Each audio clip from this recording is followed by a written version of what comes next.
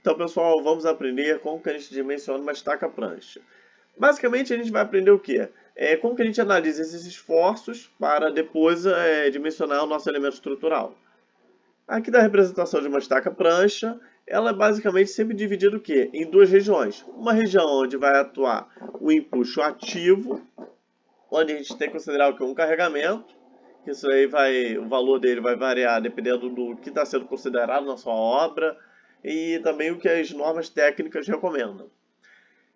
E todo esse maciço aqui de solo, ele vai gerar o quê? Um empuxo ativo que vai tender a deslocar a sua estaca nesse sentido. Esse deslocamento ele vai tender a comprimir esse maciço de solo aqui, que vai gerar um empuxo passivo. Então, nós vamos ter essa região de empuxo ativo e essa região de empuxo passivo. E qual é a grande questão do dimensionamento de uma estaca prancha? A gente calcular isso aqui, a ficha, que é basicamente o comprimento de embutimento da sua estaca. Como que a gente calcula esses empuxos? A gente já viu em outras aulas. No empuxo ativo, a gente vai ter o nosso coeficiente de empuxo ativo, que é dado por essa expressão. E no empuxo passivo, nós temos basicamente essas duas equações. Geralmente, a gente vai utilizar essa segunda equação aqui, porque a gente consegue adotar mais características do solo e do muro para ser levado em consideração no cálculo. Então, é basicamente essa expressão que a gente vai utilizar. Lógico, vão ter algumas simplificações. Por exemplo, o ângulo alfa, geralmente, aqui está a representação de quais variáveis, o que é considerado. Então, o alfa geralmente vai ser igual a zero, que é representado por essa parte aqui. O θ também vai ser igual a zero, porque a nossa estaca prancha ela vai ser geralmente reta.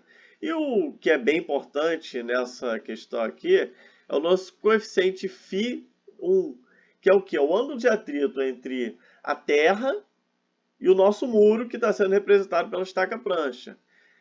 E aqui tem algumas considerações do que a gente pode utilizar para adotar esse valor. Isso aqui, pessoal, varia muito, tanto de engenheiro para engenheiro, como bibliografia para bibliografia.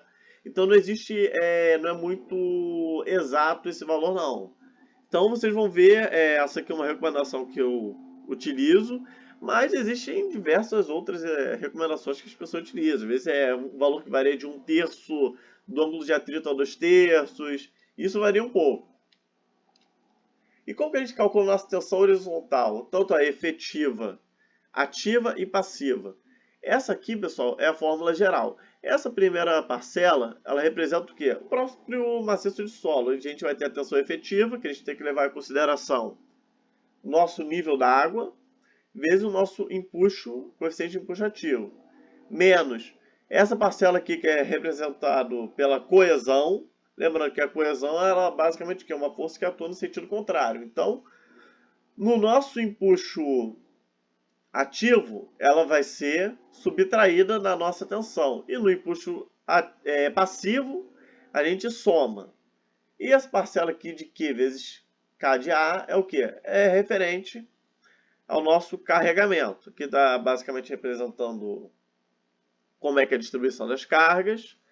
E algo muito importante que às vezes a pessoa esquece ou não presta muita atenção é o seguinte, essa recomendação da NBR 6122, que o nosso empuxo passivo ele tem que ser reduzido de coeficientes de no mínimo 2. Então, aqui, lógico, colocar essa figura ilustrativa mostrando como que é feita a instalação, qual tipo de perfil que geralmente é utilizado. E pelo equilíbrio dos momentos a gente consegue estabelecer o nosso comprimento de ficha, que é basicamente o comprimento de embutimento da nossa estaca prancha no solo. Pessoal, uma pequena recomendação ou dica. Não considerem, isso aqui, lógico, você tem toda uma questão analítica nisso, isso aqui de fato está correto, só que qual é o grande problema de você considerar a coesão nos seus cálculos?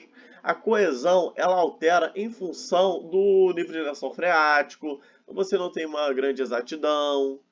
Eu, particularmente, recomendo que desconsiderem o efeito da coesão nos seus cálculos, porque você não tem grande exatidão nesse valor. Mas isso daí varia de cada um para cada um. Se você fez ensaios e garantiu aquele valor, você pode até utilizar. Eu, basicamente, não recomendo que utilizem. E como que a gente vai calcular, através do próprio equilíbrio de momentos, nosso comprimento de embutimento, nossa ficha? Primeiro a gente vou basicamente o que? Demonstrar por meio de um exemplo didático, não vou nem utilizar valores. Primeira coisa que a gente tem que fazer é o que? Calcular o valor do nosso empuxo. Nós vamos ter uma tensão aqui do empuxo passivo, calculado por meio dessa expressão. Lógico, eu escolho que desconsidere a sua coesão e considere o nosso coeficiente de atrito entre o solo e o muro. Por que eu acho válido considerar o coeficiente de atrito entre o solo e o muro na região passiva? Primeiro porque, de fato, isso ocorre na realidade. Existem ensaios que mostram. Segundo, é porque, a partir do momento que você considera esse cosseno, esse momento aqui que ele tende a estabilizar a sua estrutura, você está reduzindo ele. Então, você está trabalhando a favor da segurança. Então, minha recomendação é sempre que você, se for utilizar esse coeficiente entre atrito do solo e o muro, utilize apenas na região passiva, não utilize na região ativa, porque você não tem grande exatidão nesses valores. Então, calculado o empuxo, que vai ser o quê? A nossa tensão vezes a altura dividido por 2. Você vai ter o quê? É a área que vai ser o valor do nosso empuxo passivo. E da mesma forma para o empuxo ativo, você vai ter o quê? Uma tensão horizontal ativa, multiplica pela área, que vai ser o quê? H' mais o Y, e divide por 2. Você vai ter o seu empuxo ativo. Isso é o empuxo devido ao carregamento. Lembrando que aqui eu coloquei uma fórmula geral, mas lógico, se você for dividir as cargas ali, você tem que tirar isso aqui da sua tensão efetiva ativa. E calcular o que? As distâncias até a resultante. Aqui eu estou considerando que você tem uma linha de proteção, aqui está representado. Lógico, sua proteção ela sempre é inclinada. Aqui, para facilitar, eu coloquei ela horizontal. Mas isso aqui é simples, basicamente você depois multiplicar pelo cosseno desse ângulo de inclinação. Então você vai utilizar como ponto de referência um ponto zero, localizado, por exemplo, a 1,5 m, que a gente considerou aqui. Então vamos ter que, no primeiro binário, esse ponto é até a distância D de P, que é onde fica o empuxo passivo. Seu outro braço de alavanca vai ser essa distância aqui, até o empuxo ativo. E o outro que vai ser até a sua resultante Q, que seria o quê? Essa distância. Fazendo o equilíbrio de momentos localizado nesse ponto zero, nós vamos ter o quê?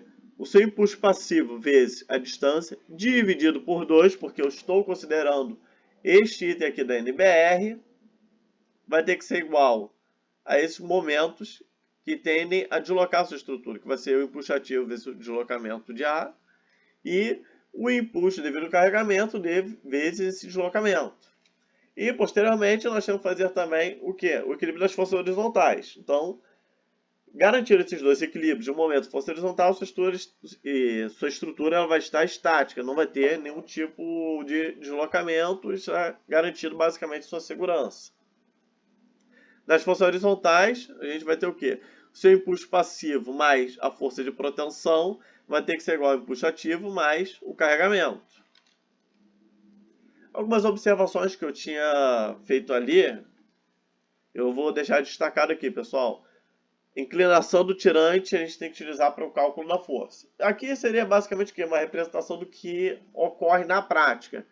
E que seria até interessante de ser utilizado, excluindo algumas coisas que eu já tinha falado anteriormente. A área de influência da estaca, que aí vai depender do tipo de estaca que você vai utilizar. Por exemplo, você tem esse tipo aqui que você crava um perfil de aço, você tem até estaca de concreto, você tem esse tipo de perfil aqui, e cada um deles vai ter uma certa área de influência que vai atuar. Isso aí tem que se levar em consideração no cálculo. As camadas de solo, como está demonstrado aqui, porque isso daí altera a sua tensão, tanto a tensão vertical como a tensão efetiva, já que uma depende da outra. E o mais importante que é o que? O nível d'água e a coesão do solo. O nível d'água porque ele altera em função até mesmo das épocas do ano. Então, época mais chuvosa, seu nível d'água vai estar mais elevado. Épocas de seca vai estar um pouco mais baixo. Então, você tem que utilizar um certo critério, lógico, a favor da segurança, para calcular esses valores. Aqui eu já coloquei essa inclinação, que é representada por aquele coeficiente φ de φ1, que representa o atrito entre o solo e o muro. Minha recomendação é sempre não considerar na parte do empuxo ativo, já que essa inclinação você reduz o seu momento de tombamento. Então você, por mais que ocorra daqui na prática, você estaria trabalhando meio que contra a segurança, já que você não tem grande exatidão nesse valor. E considerar apenas nesse trecho aqui, porque você vai estar reduzindo seu empuxo passivo e você vai estar jogando a favor de segurança. E como que a gente vai fazer o dimensionamento estrutural? Como vocês sabem, isso aqui a gente está fazendo embutimento, a gente não tem um modelo de, por exemplo, de uma viga engastada e livre. Então a gente tem que ir fazendo o quê? Por trecho. Vamos fazer as funções de cortante. Então, nesse trecho aqui, de 0 até o e-mail, onde eu tinha determinado que era a aplicação da função de proteção, você vai ter um certo valor para a sua função de força cortante, que seria o quê? Esse trecho aqui do puxativo mais esse trecho do carregamento. De 1,5 até a galinha, que seria esse final, você vai ter outra função. E de a galinha até o final do cravamento do seu embutimento, você vai ter mais outra função. Igualando a zero, já que o cortante, quando ele é nulo, você vai ter um momento máximo, você vai obter o zero da sua função cortante. Obtendo esse valor, você consegue calcular por meio do diagrama de força cortante o seu momento máximo. Então, não tem grande dificuldade. Isso aqui como vocês devem lembrar, de isostática. A área de seu diagrama de cortante, ela vai ser igual ao seu momento máximo. E para o cálculo cortante máximo, que geralmente vai ser de fato nesse apoio, você já tem essa função, é só ver onde é que é o máximo dele.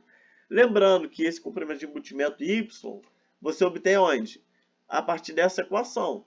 Porque, como pode ver, esses braços de alavanca estão em função de y, o empuxo também vai estar em função de y, você vai ter uma equação possivelmente do segundo grau, e daí você vai obter o valor do seu comprimento de embutimento, a sua ficha. E é basicamente assim que a gente faz uma análise dos esforços de uma estaca prancha. Espero que tenham gostado da aula, considere se inscrever no canal e até mais.